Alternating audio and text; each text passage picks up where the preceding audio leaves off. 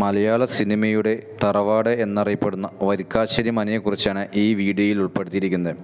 പാലക്കാട് ജില്ലയിൽ ഒറ്റപ്പാലത്തിന് സമീപം മനശ്ശേരിയിൽ സ്ഥിതി ചെയ്യുന്ന വരിക്കാശ്ശേരി മന ഏവർക്കും സുപരിചിതമാണ്. ഏകദേശം 100-ൽ പരം മലയാള സിനിമകളും അന്യഭാഷാ ചിത്രങ്ങളും ഇവിടെ ചിത്രീകരിച്ചിട്ടുണ്ട്. 122 വർഷം പഴക്കമുള്ള ഈ മനയുടെ നിലവിലെ ഉടമസ്ഥത വരിക്കാശ്ശേരി ട്രസ്റ്റാണ്.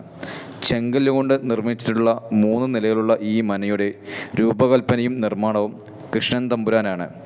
1987 ചിത്രീകരിച്ച നെടുമുടി വേണുവിൻ്റെ തീർത്ഥം എന്ന സിനിമയാണ് ആദ്യം ഇവിടം ചിത്രീകരിച്ചത്.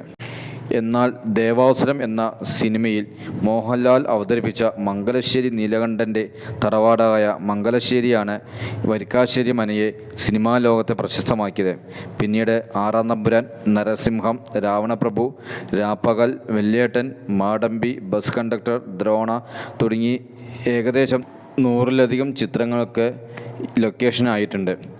ഭാരതപ്പുഴയുടെ തീരത്താണ് ഈ മന സ്ഥിതി ചെയ്യുന്നത്.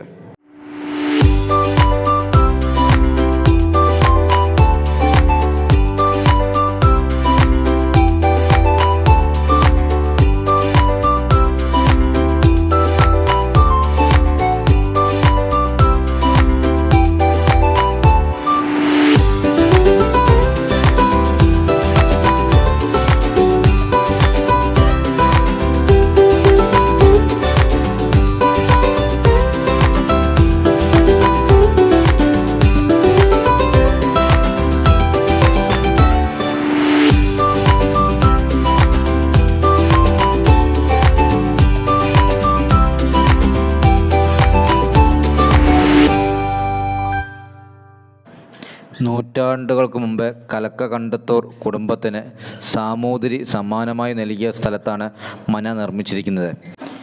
6 ഏക്കറോളം സ്ഥലം അടങ്ങിയ സ്ഥലത്താണ് മന സ്ഥിതി ചെയ്യുന്നത്. 3 നിലകളുള്ള 4 കെട്ട് കേരളീയ വാസ്തുവിദ്യ പ്രകാരമാണ് നിർമ്മിച്ചിരിക്കുന്നത്. 2 പത്തായപ്പുരകൾ, കളപ്പുര, വിശാലമായ പൂമുഖം, പടിപ്പുര മാളിക തുടങ്ങിയവയെല്ലാം ഒരിടവും സംഭവിക്കാതെ ഇന്നും സംരക്ഷിക്കുന്നു.